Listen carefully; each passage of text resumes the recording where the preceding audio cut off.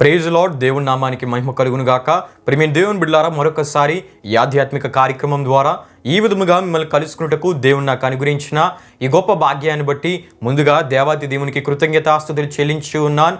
అదేవిధంగా ఈ ఆధ్యాత్మిక కార్యక్రమంలో వీక్షించున్న ఆత్మీయులకు మీ అందరికీ ప్రభువైన యేసుక్రీస్తు నామంలో శుభాభివందనాలు తెలియజేస్తూ ఉన్నాను. ప్రియమైన దేవుని బిడ్డలారా, దేవుని మహాకృపను బట్టి గత కొన్ని వారాలుగా బైబిల్లో ఉన్న దేవుడు కథ మొత్తం మార్చగల దేవుడు అనే అంశ సందేశం ద్వారా అనేకమైన విషయాలు మనం తెలుసుకుంటూ రావడం జరుగుతుంది. ఈ అంశ సందేశంలో భాగంగా ఒక దావీదుని గురించి మనం తెలుసుకున్నాం, ఒక అబ్రహాముని గురించి మనం తెలుసుకున్నాం, ఒక యోసేపుని గురించి మనం తెలుసుకున్నాం. గత వారం మనము రూతుని గురించి తెలుసుకొని రూతుని గురించిన విషయాలు మనము ముగించుకోవడం జరిగింది. అయితే ప్రియమైన దేవుని బిడ్డలారా, ఈ వారము మన అంశ సందేశమైన బైబిల్లో ఉన్న దేవుడు కథ మొత్తం మార్చగల దేవుడు అనే అంశ సందేశంలో భాగంగా కథ మొత్తం మార్చబడిన గిలాదు దేశస్థుల స్థితిమంతుల్లో ఒకడైన బర్జిల్లై కుమారుడైన కిమ్హాముని గురించి మనం తెలుసుకుందాం. ప్రియమైన దేవుని బిడ్డలారా, లగ్జరీగా విలాసవంతమైన లోక సంబంధమైన జీవితంలో మునిగి తేలవలసిన కిమ్హాము జీవితం ఒక ఆధ్యాత్మిక సంబంధిగా దేవుడు ఏ విధంగా మార్చివేస్తున్నాడో మనం ఈ వారం తెలుసుకొని ఉన్నాం. ప్రియమైన దేవుని బిడ్డలారా, యూదా రాజులతో కలిసి వారి భోజనము బల్ల దగ్గర వారితో కూర్చుండి భోజనమును తినే స్థితిగా ఏ విధంగా దేవుడు కిమ్హాము జీవితాన్ని మార్చివేస్తున్నాడో, ఏ విధంగా కిమ్హాము జీవితం మార్చబడిందో మనం తెలుసుకుందాం. అంతేకాకుండా రాజైన దావీదు దేవుడు తన ఆరాధికునిగా కిమ్హామును ఎలా మార్చివేస్తున్నాడో మనము తెలుసుకుందాం. హల్లెలూయా, హల్లెలూయా. ప్రియమైన దేవుని బిడ్డలారా, మన అంశానికి సంబంధించిన మూలవాక్య వచనాలుగా సమూయేలు 2వ గ్రంథం 19వ అధ్యాయం 37-38 వచనాలు మనం చదువుకుందాం. అక్కడ మనం చూస్తూ ఉన్నప్పుడు, నేను నా ఊరి యందుండి మరణమై నా తల్లిదండ్రుల సమాధి యందు పాతి పెట్టబడుటకై అచ్చటికి తిరిగి పోవనట్లు నాకు సెలవిమ్ము, చిత్తగించుము. నీ దాసుడగు కిమ్హాము నా ఏలినవాడవును రాజునగు నీతో కూడా వచ్చుటకు సెలవిమ్ము. నీ దృష్టికి ఏది అనుకూలమో దాన్ని అతనికి చేయమని మనవి చేయగా, రాజు కిమ్హాము నాతో కూడా రావచ్చును, నీ దృష్టికి అనుకూలమైన దానిని నేను అతనికి చేసేదను, మరియు నా వలన నీవు కోరినదంతయు నేను చేసేదనని సెలవిచ్చెను అని మనం చూడగలం. హల్లెలూయా, హల్లెలూయా. ప్రియమైన దేవుని బిడ్డలారా, ఈ మాటలు రాజైన దావీదుతో బర్జిల్లై చెప్పిన మాటలుగా మనం చూస్తూ ఉంటాం. ఇంతకీ ఈ బర్జిల్లై ఎవరు అని దేవుని వాక్యంలో మనం చూస్తే, గిలాదు దేశంలోని స్థితిమంతుల్లో ఒకడు అని మనం చూస్తూ ఉంటాం. ప్రియమైన దేవుని బిడ్డలారా, అబ్షాలోము తన తండ్రి అయిన దావీదు రాజు మీద తిరుగుబాటు చేసినప్పుడు రాజైన దావీదు తన కుమారుడైన అబ్షాలోమునకు హాని చేయక రాజైన దావీదే ఈ ప్రదేశమునకు పారిపోగా, ఈ బర్జిల్లై రాజైన దావీదునకు చాలా సహాయం చేసిన వానిగా సమూయేలు 2వ గ్రంథం 17వ అధ్యాయం 27-28 వచనాల్లో మనం చూడగలం. ఈ సహాయము దావీదుకే కాదు గాని అతనితో ఉన్న జనులకు కూడా బర్జిల్లై చేసిన వానిగా మనం చూస్తూ ఉంటాం. ఇది ఎటువంటి సహాయం అంటే, ఈ సహాయము నీళ్ల రూపంలోను, ఆహార రూపంలోను, పరుపులు పాత్రల రూపంలోను, తేనె, వెన్న, గొర్రెలు, జున్ను ముద్దల రూపంలోను సహాయము చేసి ఆదుకున్నవానిగా ఈ బర్జిల్లైని ఇతనితో కూడా మరికొందరని దేవుని వాక్యంలో మనం చూస్తూ ఉంటాం. హల్లెలూయా, హల్లెలూయా. అయితే ప్రియమైన దేవుని బిడ్డలారా, తండ్రి యొగు దావీదు రాజుగా పరిపాలన చేస్తూ ఉండగానే రాజ్యాధికారమును చేజెక్కించుకున్నటకు ఆరాటపడిన వానిగా, కుట్రలు చేసిన వానిగా, చివరికి తండ్రికే హాని చేయటకు ప్రయత్నాలు నలువైపులా చేసిన వానిగా అబ్షాలోమును మనం చూడగలం. ఈ విషయాలన్నీ సమూయేలు 2వ గ్రంథం 13, 14, 15, 16, 17 అధ్యాయాల్లో మనకు కనబడుతూ ఉంటాయి. అయితే చివరికి రాజైన దావీదు మేనలుడైన యోవాబు 10 మంది యవనస్తులు మస్తకి వృక్షమునకు వేలాడి ఉండిన దావీదు కుమారుడైన అబ్షాలోమును చుట్టుముట్టగా, సైన్యాధిపతి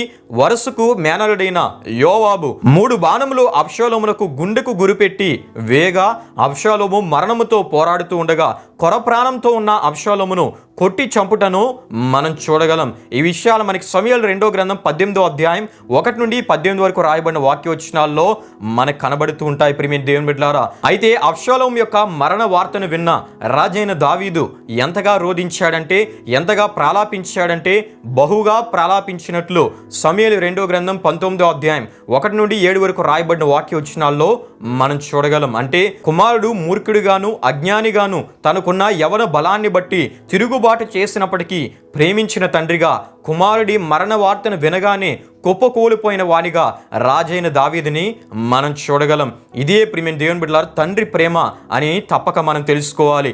అయితే అబ్షాలోము మరణమైన తదుపరి రాజైన దావీదు యెరూషలేమునకు తిరిగి వెళ్ళుటకు ఉద్దేశించగా దావీదు తిరిగి వచ్చుటకు తన ప్రయాణమును ప్రారంభించిన సందర్భంలో ఈ బర్జిల్లైని తన వెంట వచ్చి తన నగరులో ఉండుటకు రమ్మని బర్జిల్లైని అడిగను గాని బర్జిల్లై అందుకు ఒప్పుకొనక తన కొడుకుల్లో ఒకడైన కిమ్హామును దావీదుతో పంపుటకు ఉద్దేశించగా దావీదు అంగీకరించినట్లు సమూయేలు 2వ గ్రంథం 19వ అధ్యాయం 31 నుండి 39 వరకు రాయబడిన వాక్యవచనాల్లో మనం చూస్తూ ఉంటాం. హల్లెలూయా, హల్లెలూయా.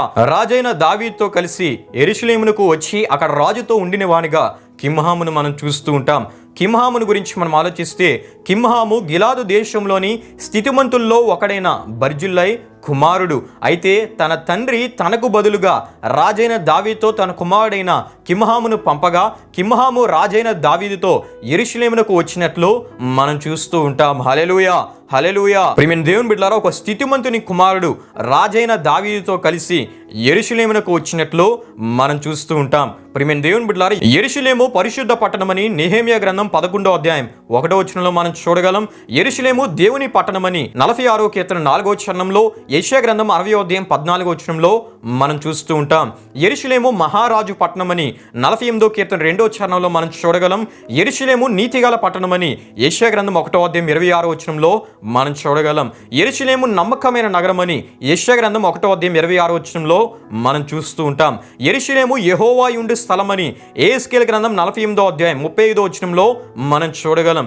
యెరూషలేము యెహోవా నామము స్థాపించబడిన స్థలమని ద్వితీయోపదేశకాండము 16వ అధ్యాయం 2వ వచనంలో, ద్వితీయోపదేశకాండం 16వ అధ్యాయం 6, 11, 15 వచనాల్లో మనం చూడగలం. ప్రియమైన దేవుని బిడ్డలారా యెరూషలేము దేవుడు ఏర్పరచుకొనిన స్థలమని ద్వితీయోపదేశకాండం 16వ అధ్యాయం 16వ వచనంలో మనం చూడగలం. యెరూషలేము సత్యమును అనుసరించు పురమని జకర్యా గ్రంథం 8వ అధ్యాయం 3వ వచనంలో మనం చూడగలం. యెరూషలేము యెహోవా దేవుని ఆరాధన స్థలమని భక్తికి మూల కేంద్రమని యెరూషలేమును గురించి రాజుల మొదటి గ్రంథం 5వ అధ్యాయంలో, అదేవిధంగా 5వ అధ్యాయం మొదలుకొని 9వ అధ్యాయం వరకు, దినవృత్తాంతముల 2వ గ్రంథం 2వ అధ్యాయం మొదలుకొని 5వ అధ్యాయం వరకు రాయబడిన వాక్యవచనాల్లో మనం చూడగలం. అంతేకాకుండా యెరూషలేము అనగా శాంతికి నిలయమని యెరూషలేము సియోనుగా పిలువబడినట్లు సమూయేలు 2వ గ్రంథం 5వ అధ్యాయం 7వ వచనంలో మనం చూడగలం. యెరూషలేము దావీదు పట్టణమని రాజుల మొదటి గ్రంథం 2వ అధ్యాయం 10వ వచనంలో మనం చూడగలం. యెరూషలేము యెహోవా వాక్కు బయలు వెళ్తూ ఉండే పట్టణమని యెషయా గ్రంథం 2వ అధ్యాయం 3వ వచనంలో మనం చూడగలం. యెరూషలేము నుండి దేవుడు తన మాట ద్వారా ప్రత్యక్షపరుచుకున్న పట్టణము యెరూషలేమని మనం చూస్తూ ఉంటాం. యెరూషలేము దేవుడు తన ప్రజలైన ఇశ్రాయేలును పరిపాలించిన స్థలమని 99వ కీర్తన 1-2 చరణాల్లో, 48వ కీర్తన 1-2 చరణాల్లో, 12వ కీర్తన 14వ చరణంలో మనం చూడగలం. హల్లెలూయా, హల్లెలూయా. అంటే ప్రియమైన దేవుని బిడ్డలారా రాజైన దావీదుతో ఉండుటకు యెరూషలేమునకు కిమ్హాము వచ్చుట అనగా దావీదు దేవుని పరిశుద్ధతను, నీతిని, సత్యమును అనుసరించుటకు దావీదు దేవుని ప్రజగా ఉంటూ ఆయన ఎడల ఆరాధనను, భక్తి జీవితాన్ని కలిగి ఉండే స్థితి ఇది అయి ఉన్నదని తప్పక మనం తెలుసుకోవాలి. హల్లెలూయా, హల్లెలూయా. అయితే ప్రియమైన దేవుని బిడ్డలారా కిమ్హాము వలె దావీదు రాజు లాంటి దేవుని యథార్థ హృదయాలతో మనం సహవాసాన్ని కలిగి ఉండాలి.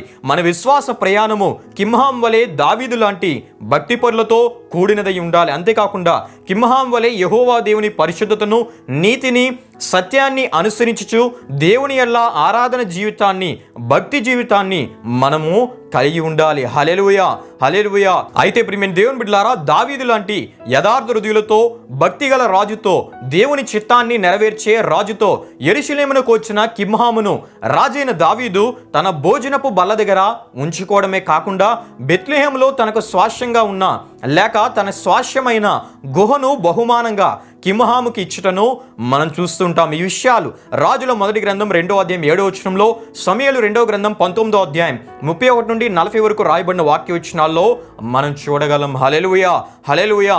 అంతేకాకుండా రాజైన దావీదు తరువాత రాజ్య పరిపాలన చేసిన ఇశ్రాయేలు రాజైన సొలొమోనుకు కిమ్హాము యొక్క బాధ్యత దావీదు అప్పగించడమే కాకుండా రాజైన దావీదు వలె సొలొమోను ద్వారా కూడా గౌరవించబడిన వానిగా, సొలొమోనుతో కలిసి భోజనము చేయ భాగ్యమును సొలొమోను కాలంలో కూడా కిమ్హాము పొందినట్లు దేవుని వాక్యంలో మనం చూస్తూ ఉంటాం. హల్లెలూయా, హల్లెలూయా. అంటే ప్రియమైన దేవుని బిడ్డలారా, రాజైన దావీదుతో కలిసి యెహోవా నామం స్థాపించబడిన యెరూషలేమునకు వచ్చిన కిమ్హాము యెహోవా దేవుని ఆరాధకునిగా మారిపోవడమే కాకుండా యోధా రాజులతో కలిసి భోజనము చేసే గొప్ప భాగ్యాన్ని పొందుకున్నాడు. అంటే నిజ దేవుని ప్రజల్లో ఒకనిగా చేర్చబడ్డాడు. యెరూషలేము వారందరికీ తెలియపరచబడ్డాడు. రాజైన దావీదును గౌరవించేవారు, ప్రేమించేవారు, విధేయతను చూపేవారు కిమ్హాముకు కూడా అదే గౌరవాన్ని ఇచ్చినట్లు దేవుని వాక్యంలో మనం చూస్తూ ఉంటాం. హల్లెలూయా, హల్లెలూయా. అంతేకాకుండా రాజైన దావీదు కిమ్హామునకు స్వాస్థ్యంగా ఇచ్చిన గుహ ఇర్మియా గ్రంథం 41:18 మనం చూస్తే గేరూత్ కిమ్హాంగా పిలువబడినట్లు మనం చూస్తూ ఉంటాం. ఈ గేరూత్ కిమ్హాం ఒక గుహ బెత్లెహేమునకు సమీపంలో ఇది ఉన్నట్లు ఇర్మియా గ్రంథం 41:17-18 మనం చూడగలం. అయితే ప్రియమైన దేవుని బిడ్డలారా, గేరూత్ అనే పదమునకు సత్రమని అర్థం. ప్రియమైన దేవుని బిడ్డలారా, ఇది కిమ్హాము సత్రమని, కిమ్హాము వసతి గృహమని, గేరూత్ కిమ్హాం ఇంగ్లీష్లో మనం చూస్తే హ్యాబిటేషన్ ఆఫ్ కిమ్హాం అని అర్థములతో పిలువబడినట్లు మనము చూడగలం. ప్రియమైన దేవుని బిడ్డలారా, లూకా సువార్త 2:6-7 సత్రములో వారికి ఇక స్థలము లేనందున అనే మాటను మనం చూస్తూ ఉంటాం. ఈ సత్రమే గేరూత్ కిమ్హాం, హ్యాబిటేషన్ ఆఫ్ కిమ్హాం, గుహ అయి ఉన్నది. కన్య మరియ యేసుక్రీస్తుకి జన్మనిచ్చే సందర్భంలో గేరూత్ కిమ్హాం అనే వసతి గృహము, గుహ లేక సత్రము ముందుకి అక్కడికి వచ్చిన వారితో నిండిపోయినట్లు అక్కడ ఖాళీ అనేది లేదు అని దేవుని వాక్యంలో మనం చూస్తూ ఉంటాం. అయితే ప్రియమైన దేవుని బిడ్డలారా, ఈ కిమ్హాం గుహ బయటనే కన్య మరియ మెస్సియాగా, అభిషిక్తునిగా, రక్షకునిగా పుట్టిన, దేవుడే మానవునిగా, పరిశుద్ధ శిశువుగా ఆనాడు పుట్టిన యేసుక్రీస్తునకు జన్మనిచ్చి శిశువును పండుకోబెట్టడానికి స్థలము లేక పశువులకు మేత వేసే తొట్టిలో పొత్తి గుడ్డలతో చుట్టి పండుకొనబెట్టినట్లు మనం చూస్తూ ఉంటాం. ప్రియమైన దేవుని బిడ్డలారా, ఈ విధంగా రాజైన దావీదుతో కలిసి యెరూషలేమునకు వచ్చిన కిమ్హాము జీవితాన్ని, కిమ్హాము కథ మొత్తాన్ని దేవుడు మార్చివేసినట్లు ఇప్పుడు వరకు మనం తెలుసుకుంటూ రావడం జరిగింది. హల్లెలూయా, హల్లెలూయా. ప్రియమైన దేవుని బిడ్డలారా, హ్యాబిటేషన్ ఆఫ్ కిమ్హాం లేకపోతే గేరూత్ కిమ్హాం నేటికి చరిత్రలో మనకు కనబడుతూ ఉంది. అంటే కిమ్హాం కథ మొత్తాన్ని దేవుడు మార్చివేశాడు అనే విషయాలు చరిత్ర ద్వారా నేటికి మనకు తెలియపరచబడుతున్నాయి. ఎందుకు కిమ్హాం కథ మొత్తం మార్చబడిందంటే, కిమ్హాము రాజైన దావీదుతో కలిసి యెరూషలేమునకు వచ్చాడు. యెరూషలేములో ఉన్న దేవుని ఆరాధకునిగా మారిపోయాడు. దేవునికి విధేయుడిగా బ్రతికాడు. దేవునికి లోబడి బ్రతికాడు. రాజైన దావీదు వంటి భక్తి పరులతో, యథార్థ హృదయులతో సహవాసం చేసిన వారిగా కిమ్హామును మనం చూస్తూ ఉంటాం. ప్రియమైన దేవుని బిడ్డలారా, ఈ అంశ సందేశాన్ని వీక్షిస్తున్న మీ అందరితో దేవుడు మాట్లాడుతూ ఉన్నాడు. ఆనాడు కిమ్హాము కథ మొత్తాన్ని మార్చిన దేవుడు నీ కథ మొత్తాన్ని కూడా మార్చగల దేవుడు. కిమ్హామును ప్రపంచాలకు తెలియపరిచిన వాడు, కిమ్హాముకి మంచి పేరు ప్రఖ్యాతను కలుగు చేసిన దేవుడు నిన్ను కూడా ప్రపంచాలకు పరిచయం చేసే దేవుడు, నిన్ను ప్రపంచాలకు తెలియజేసే దేవుడు, నీకు ప్రపంచ ప్రఖ్యాతిగాంచిన పేరును, గౌరవాన్ని ఇవ్వగల వాడు బైబిల్లో ఉన్న దేవుడు మాత్రమే. హల్లెలూయా, హల్లెలూయా. అయితే నీవు కిమ్హాం వలె దేవుని సన్నిధికి రావాలి, దేవుని వాక్యం యొద్దకు రావాలి, దేవుని ప్రేమించే వ్యక్తిగా నీ ఉండాలి, దేవుని మాటకు లోబడే వ్యక్తిగా ఉండాలి. రాజైన దావీదు వంటి భక్తి పరులతో, యథార్థ హృదయులతో నీవు సహవాసాన్ని కలిగి ఉండాలి. నీ విశ్వాస ప్రయాణము రాజైన దావీదు వంటి మంచి భక్తి కలిగిన వారితో, యథార్థ హృదయులతో, నీతి కలిగిన వారితో, దేవుని ఆరాధకులుగా ఉన్న వారితో నీ సహవాసం ఉంటే దేవుడు కిమ్హాం కథ మొత్తాన్ని మార్చివేసినట్లు నీ కథ మొత్తాన్ని కూడా ఆయన మార్చివేసే దేవుడై ఉన్నాడు. నీకు నీవుగా పేరు ప్రఖ్యాత పొందుకోవడానికి ప్రయాసపడవలసిన అవసరం లేదు. కానీ నీవు ఆయన కోరే జీవితాన్ని కలిగి ఉంటే, నీవు ఆయన్ని ప్రేమిస్తే, నీవు ఆయన సన్నిధికి గౌరవాన్ని ఇస్తే, నువ్వు ఆయన సన్నిధికి వస్తే, నువ్వు ఆయన్ని ఆరాధించడానికి వస్తే, ఆయన వాక్యాన్ని ప్రేమించడానికి నీవు వస్తే, ఆయన నిన్ను ప్రపంచాలకు తెలియపరుస్తాడు. ప్రపంచ ప్రఖ్యాతిగాంచిన పేరును, గౌరవాన్ని నీకు ఆయన కలుగు చేస్తాడు. నీకు పేరు ప్రఖ్యాతను ఆయన కలుగు చేసే దేవుడు. ఎందుకంటే దేవుని వాక్యంలో మనం చూస్తూ ఉంటాం, నేను మీకు మంచి పేరును, ఖ్యాతిని కలుగు చేస్తానని దేవుడు వాగ్దానం ఇచ్చినట్లు దేవుని వాక్యంలో మనకు కనబడుతుంది. గనుక మంచి పేరును, ఖ్యాతిని కలుగు చేయవాడు, నిన్ను గొప్పవానిగా చేయవాడు, ప్రపంచాలకు నిన్ను తెలియపరచువాడు ఆయనే. ప్రియమైన దేవుని బిడ్డలారా, హల్లెలూయా, హల్లెలూయా. గనుక కిమ్హాం కథ మొత్తాన్ని మార్చివేసిన దేవుడు నీ కథ మొత్తాన్ని కూడా మార్చివేయగల దేవుడని నీవు నమ్మి విశ్వసించి ఆయన కోరినట్లుగా నీవు బ్రతికితే ఆయన నీ కథ మొత్తాన్ని మార్చివేసే గొప్ప దేవుడై ఉన్నాడు. ప్రియమైన దేవుని బిడ్డలారా, ఈ వారానికి ఈ విషయాలతో నేను ముగిస్తూ ఉన్నాను.